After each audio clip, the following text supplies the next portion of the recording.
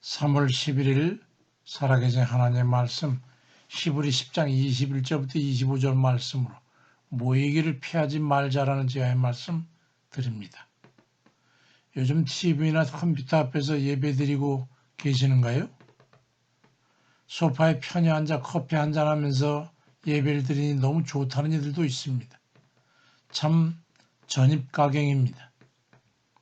주일 아침 일찍 준비해서 산과 들로 나가서 야외에서 향기로운 자연의 향기를 마음껏 들여 마시면서 찬송하고 기도하고 설교 듣고 실시간 계좌이체를 통해서 11조와 감사헌금 그리고 기타 헌금을 하고 축도까지 마친 후에 준비해온 고기 굽고 찌개 끓이고 쌈 싸서 애찬을 나누는 그런 야외 예배를 드릴 날이 머지않은 것 같습니다. 근데 이런 현상적을 보면서 뭔가 석연치 않은 것을 느끼지 않습니까? 유럽의 기독교 몰락과정을 보는 것 같지 않습니까? 우리도 그 뒤를 따라가는 게 참 기가 막힐 일입니다. 그런데 성경 히브리 10장 25절에서 모이기를 피하는 어떤 사람들의 습관과 하지 말고 오직 고난의 그날이 가까움을 볼수록 더욱 잘 모이자라고 말씀합니다. 시대의 징조를 눈여겨볼 필요가 있습니다.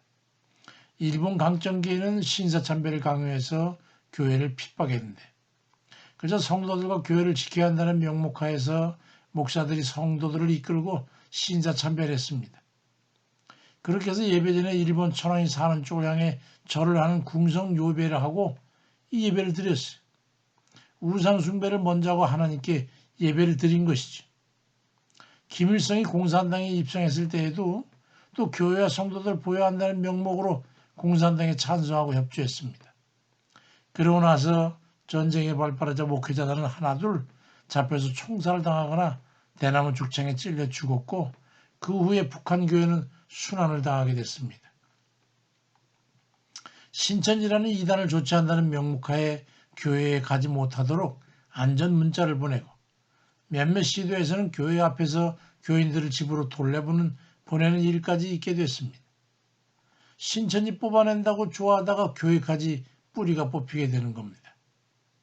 마태복음 13장 25절에 의해서 사람들이 잘 때 그 원수가 와서 곡식 가운데 가라지를 덮을 것 같더니 싹이 나고 결실할 때에 가라지도 보이거늘 종들이 말하되 우리가 가서 이걸 뽑기를 원하십니까? 주인이 이르되 가만둬라. 가라지를 뽑다가 곡식까지 뽑을까 염려하느라 말씀하셨는데 신천지 뽑다가 교회까지 뽑히게 된 형국이 된 겁니다. 이게 되겠습니까? 국회에서 종교 집회 자제 결의안이 통과됐다고 하는데 역사상 교회 예배를 갖다가 국회에서 통제한 적이 있었습니까? 믿음에 대한 시험은 계속 이렇게 반복되는 겁니다. 일제강점기에 총회에서 신사선배를 독려한 것과 같이 지금도 총회에서 주일에 교회가 문을 닫도록 그렇게 하고 있습니다. 그렇지만 뜻이 있는 교회에서는 마스크로 단단히 무장하고 굳건히 예배를 드리고 있습니다. 세상의 통제로 하나님께 드리는 예배가 중지돼서야 이게 되겠습니까? 세상의 권고에 예배 중지를 지지하는 정신 빠진 교회 총회의 지시는 분별을 해야 합니다. 하나님께 드리는 예배를 관원이 결정하고 그 결정을 총회에서 지시하는 게 이게 옳은 겁니까? 일제 신사참배나 6.25 때의 공산당의 수법과 도대체 다를 게 뭡니까? 하나님께 드리는 예배를 누가 통제한단 말입니까? 똥인지 오줌인지를 구별해야 되는 거지. 앞으로 이유만 있으면 그럼 언제라도 하나님께 드리는 예배를 중지하라고 하지 않겠습니까? 하나님의 백성이 하나님을 예배하는데 세상의 허락을 받아야 됩니까? 주님께서 누가복음 18장 8절에서 인자가 올 때 세상에서 믿음을 보겠냐고 말씀하잖아요. 총회는 신사참배를 결의했어도 주기철 목사님 같은 분은 그걸 거부하고 순교했어요.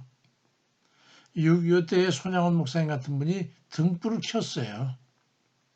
그 역사의 흐름 뒤에 누가 도대체 설득력을 갖게 됐습니까?